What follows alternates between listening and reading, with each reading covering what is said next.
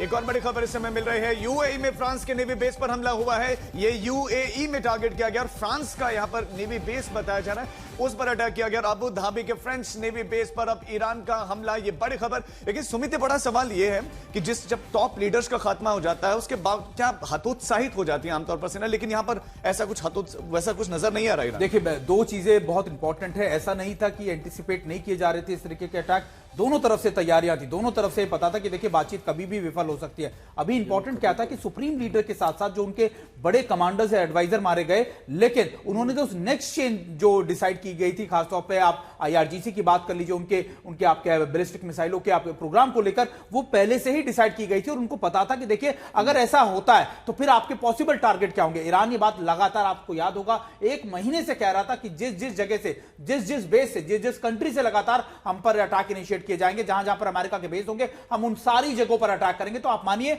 अगर वो ये बात कह रहे थे तो इसका मतलब उनकी तैयारियां भी थी, उन्होंने उन लोकेशंस को, पिन पॉइंट लोकेशंस को अपने स्ट्रेटजीज में इंक्लूड भी किया हुआ था। बता रहा कि चेन के रूप में एक तरह से काम करता है, लेकिन जो सेंसिटिव इंफॉर्मेशन टॉप लीडरशिप के पास होगी वो पूरी चेन तक तो ट्रांसफर नहीं करते होंगे ना। देखिए, आप टॉप लीडरशिप के पास जो आप जानकारियां होती है वो नीचे नहीं साझा करते हो, ऐसा नहीं है। आप जब ऐसे वॉर लाइक सिचुएशन में होते हैं, आप एक टारगेट सेट कर देते हैं कि देखिए ये पॉसिबल टारगेट्स होंगे, आपकी जिम्मेदारी ये होगी। आप उन सभी कमांड्स को बता देते हैं कि ऐसे मौकों पर, वर्स्ट केस सिनारियो के अंदर, यानी जब पूरी देश के अंदर इस तरीके की सिचुएशन होगी तो आपको ये करना है, आपको इन लोकेशंस पे टारगेट करना। और ऐसा नहीं है देखिए कि सिर्फ टारगेट ईरान से किए जा रहे हैं, टारगेट उनके प्रॉक्सीज की तरफ से भी किए जा रहे हैं। ईरान के जो प्रॉक्सीज हैं, चाहे वो इराक में मौजूद हो, चाहे वो आपके हिजबुल्लाह हो, हमास हो, हुती हो, हर जगह ये मैसेज पहले ही दे दिया गया होगा कि अगर ईरान के साथ ये कॉन्फ्लिक्ट बढ़ता है तो फिर आपको अमेरिका के इन बेसिस को टारगेट करना। और देखिए, हम ये देख भी रहे हैं कि इराक के अंदर लगातार खबरें मिल रही है कि इराक के अंदर भी कई एयरबिल के बेसिस के ऊपर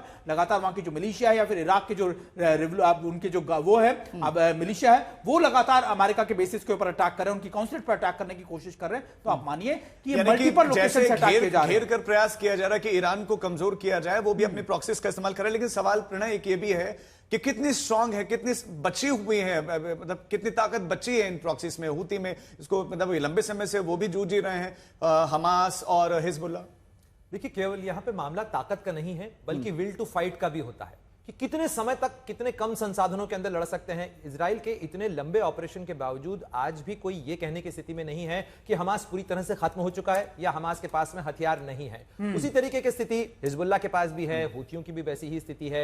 इसके अलावा हजदल शाबी, जो कि अभी तक पूरी तरह से कॉन्फ्लिक्ट के अंदर नहीं आया है, उसके पास भी जो इराक के अंदर मिलिशिया है। तो ये पूरा नेटवर्क बनाया इस हिसाब से गया। बिल्कुल। और प्रणय, हमारे साथ दुबई से भी एक हमारे साथ नूरी जुड़ गई है, वहां से लगातार उनसे बातचीत करते हैं। नूरी, आप वहां पर मौजूद हैं दुबई में, खासतौर पर मिडिल ईस्ट के अलग अलग देशों से रिपोर्ट मिल रही है कि वहां पर अटैक किए गए हैं। दुबई में इस समय ताजा हालात क्या क्या, वहां पर भी ईरान की तरफ से कुछ ऐसे अटैक इनिशिएट किए गए क्या, वहां पर भी इस तरीके का बवाल या फिर आप कह सकते हैं पैनिक वाली सिचुएशन मौजूद है?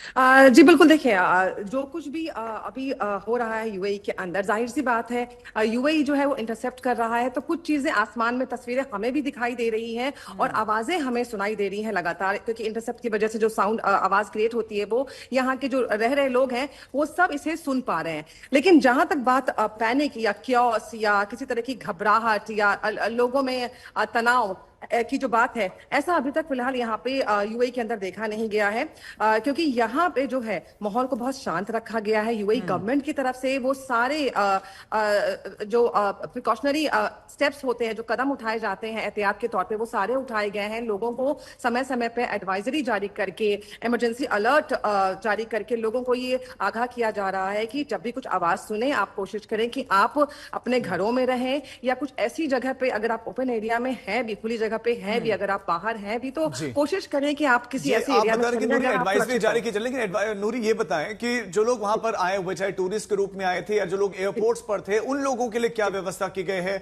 और जो इंडियंस वहां पर थे उनके संबंध में क्या कोई इंफॉर्मेशन मिल रही है कि उनके रहने, खाने पीने, तमाम दूसरी व्यवस्थाएं क्या हो रखी है या नहीं? जी, ये बहुत ही महत्वपूर्ण सवाल है, क्योंकि लोगों के मन में यही सवाल है कि जो लोग एयरपोर्ट पे फंस गए हैं, क्योंकि एयरबेस बंद कर दिया गया है, कोई भी उड़ान यहाँ से ना भरी जा रही है, ना कोई प्लेन लैंड कर रहा है, तो उन लोगों का क्या होगा?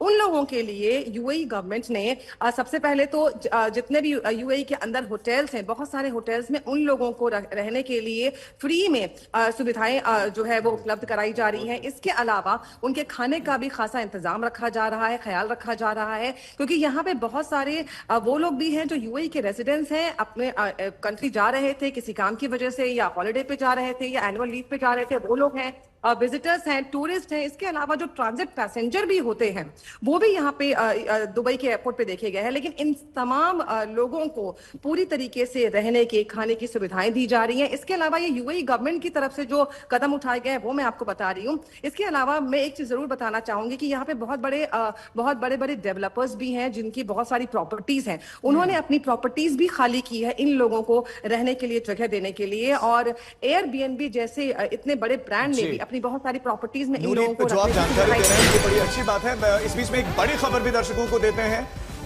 ईरान के एरबिल एयरपोर्ट पर 3 ड्रोन ढेर किए गए हैं। ईरान के एरबिल से बड़ी खबर, एरबिल एयरपोर्ट पर ही ये ड्रोन देखे तो गए लेकिन उनको ध्वस्त कर दिया गया, उनको खत्म कर दिया गया है। ये बड़ी खबर, तस्वीरें भी सामने। यही हम लगातार बता रहे हैं कि ऐसा नहीं मिडिल ईस्ट बल्कि इराक के अंदर भी लगातार अमेरिकी काउंसलेट हो, एयरपोर्ट हो या फिर उनके बेसिस हो, उन सभी को टारगेट करने की कोशिश की जा रही है। और 3 ड्रोन लगातार कहा जा रहा था कि ईरान की तरफ से भेजे गए। हालांकि देखिए ये भी खबरें आई थी कि इराक की मिलिशिया ही लगातार इस समय ज्यादा एक्टिवेट हो गया। कल भी उन्होंने एरबिल के कई लोकेशंस पर अमेरिका को नुकसान पहुंचाने के लिए अटैक इनिशिएट किए थे। हालांकि अमेरिका ने दावा किया कि हमने उन अटैक्स को विफल कर दिया। लेकिन एक बार फिर से आज एक बार फिर ना सिर्फ एयरपोर्ट बल्कि काउंसलेट के पास के आसपास के इलाकों में भी इसी तरीके से ड्रोन्स को इंटरसेप्ट किया गया है। हालांकि तीनों ड्रोनों के मार गिराने का दावा किया जा रहा है। 3 ड्रोन जो है ईरानी ड्रोन्स को मार गिराने का दावा अमेरिका द्वारा किया जा रहा है। लेकिन 3 आप मानिए कि इस समय पूरे मिडिल ईस्ट के साथ साथ सीरिया हो, इराक हो, सब जगह पर अमेरिकी काउंसलेट या अमेरिकी इंफ्रास्ट्रक्चर इस समय